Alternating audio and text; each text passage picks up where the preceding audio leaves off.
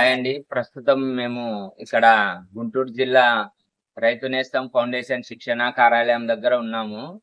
ఎందుకంటే నాకు కూడా ఇక్కడ అవార్డు వచ్చింది కాబట్టి రిసీవ్ చేసుకోవడానికి రావడం జరిగిందనమాట.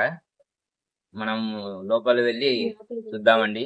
శ్రీ తుమ్మేతి రఘోత్తమ్ రెడ్డి గారి రైతు నేస్తం మిద్దె తోట పురస్కారాలు 2024 గాను మనకు గుంటూరు జిల్లా వట్టి చెరుకూరు మండలం కొర్నపాడులో నిర్వహించడం జరిగింది.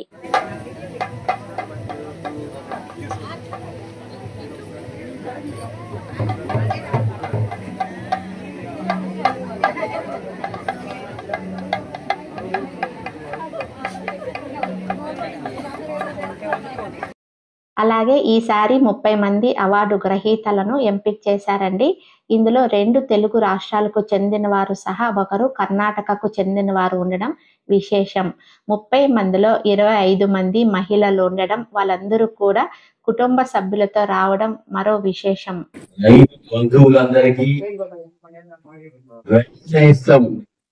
ఈరోజు స్వాగతం పలుకుతుంది.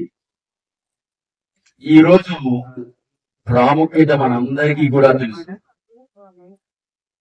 రైతు దివస్, కిసాన్ దివస్, రైతు దినోత్సవంగా మన మాజీ ప్రధాని, ఉప ప్రధానిగా, 2 సార్లు ఉత్తరప్రదేశ్ ముఖ్యమంత్రిగా, వ్యవసాయ శాఖ మంత్రిగా ఎన్నో పదవులు పనిచేసి చేసిన ప్రతి పదవికి కూడా వెన్న తెచ్చినటువంటి మహనీయుడు శ్రీ చౌదరి చరణసింగ్ గారి యొక్క జయంతిని పురస్కరించుకొని ప్రతి సంవత్సరం డిసెంబర్ 23వ తేదీని రైతు దినోత్సవంగా జరుపుకోవడం నిజంగా చౌదరి చరణ్ సింగ్ గారిని తలుచుకోవడమే కాకుండా రైతు తనను తాను సత్కరించుకోవటం అనేటువంటి భావన మన అందరిలో ఉంది.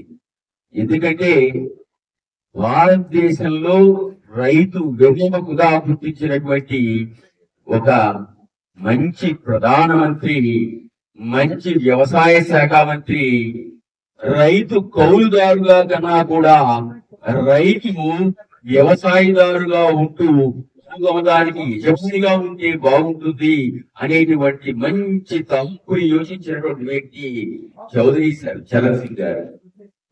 అవసరం ఉంది.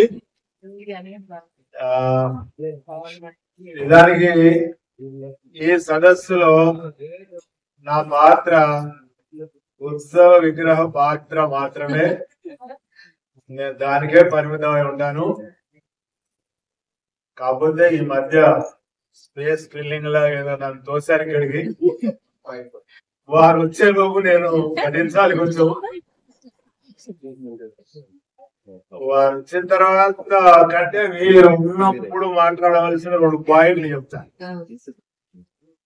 వ్యవసాయ బడ్జెట్ లో మిద్దె తోటలకు కూడా తగినంత బడ్జెట్ కేటాయించడానికి మన ప్రభుత్వాలు ముందుకు రావాలి అని నేను 4-5 ఏళ్లుగా నాకు ఎక్కడ అవకాశం వస్తే అక్కడ చెప్తున్నాను. ఇంటి నిర్మాణ సమయంలో మిద్దె తోట లేదు కాబట్టి స్లాబ్ నిర్మాణంలో ఎలాంటి మెలకువలు పాటించలేదు. కాబట్టి మిద్దె తోట ప్రారంభించే ముందు వాటర్ ప్రూఫింగ్ చేయించి ప్రారంభించారు. ఆకుకూరలు, కూరగాయలు, పాటు తప్పనిసరి అవసరంగా కొన్ని రకాల ఔషధ మొక్కలను కూడా పెంపకం చేస్తూ సొంతానికి ఉపయోగించుకుంటున్నారు. తక్కువ ఖర్చుతో మొక్కలు పెంపకం చేయాలనే ధ్యేయంతో ప్లాస్టిక్ టబ్బులు, కుండీలు, బకెట్లు, ఆయిల్ క్యాన్స్ లాంటి వాటికి ఎంపిక చేసుకుని మొక్కలు పెంపకం చేపట్టి తమ ఇంటికి అవసరమైన ఆకుకూరలు, కూరగాయలు 60% వరకు తమ ఇంటి శ్రీమతి పుల్లూరి వెంకట రాజ్యలక్ష్మి గారు స్కూల్లో ఉద్యోగ బాధ్యతలు నిర్వర్తిస్తూ కూడా 4 సంవత్సరాల నుంచి కాబట్టి మొదటి నుంచి ఆర్నమెంటల్ ప్లాంట్స్ పొడి మొత్తంలో పెంపకం చేస్తూ వస్తున్నారు. కరోనా సమయంలో ఆహారం యొక్క విలువ తెలిసి వచ్చి ఆకుకూరలు, కూరగాయల పెంపకం మొదలుపెట్టి గత 5 సంవత్సరాల నుంచి తమ ఇంటి మిద్దె మీద సుమారు 2000 చదరపాటు స్థలంలో 10 రకాల మొక్కలను పూర్తి సేంద్రియ పద్ధతులతో పెంపకం చేస్తున్నారు. తమకు అవసరమైన ఆకుకూరలు, కూరగాయలు సరైన మిద్దె నుంచి పొందుతూ ఆరోగ్యకరమైన ఆహారం యొక్క రుచిని ఆస్వాదించడంతో పాటు రోజువారీలో కూడా ఇంటి కొంత అవసరాలు తెలియజెప్పడంలో తన వంతు పాత్రను పోషిస్తున్నారు.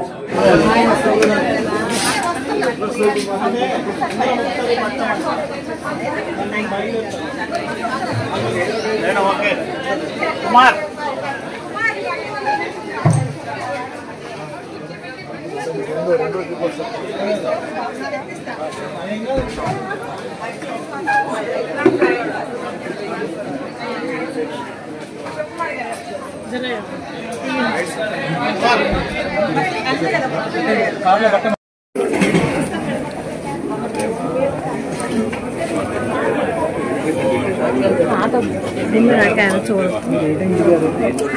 ఉదయం 6:30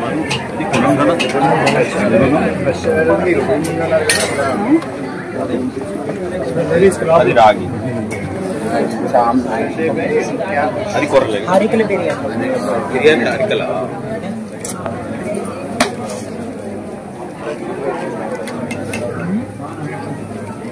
సాంబార్ ఓదల పెరుగన్నం బీరకాయ పచ్చడి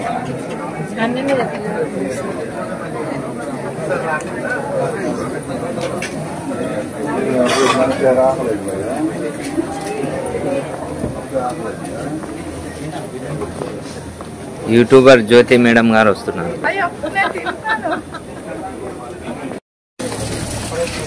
లోపల కూడా క్వాలిటీ ఉంది. లోపల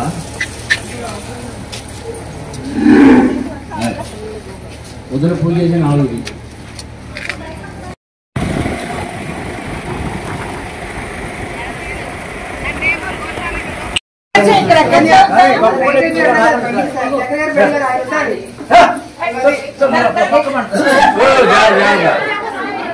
చిన్నగా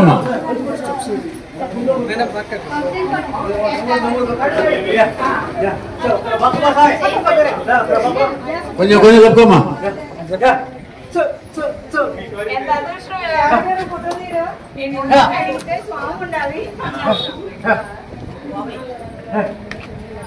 ఇలా రైతులే ప్రాంగణంలో తిరుగుతా ఉన్నాడు.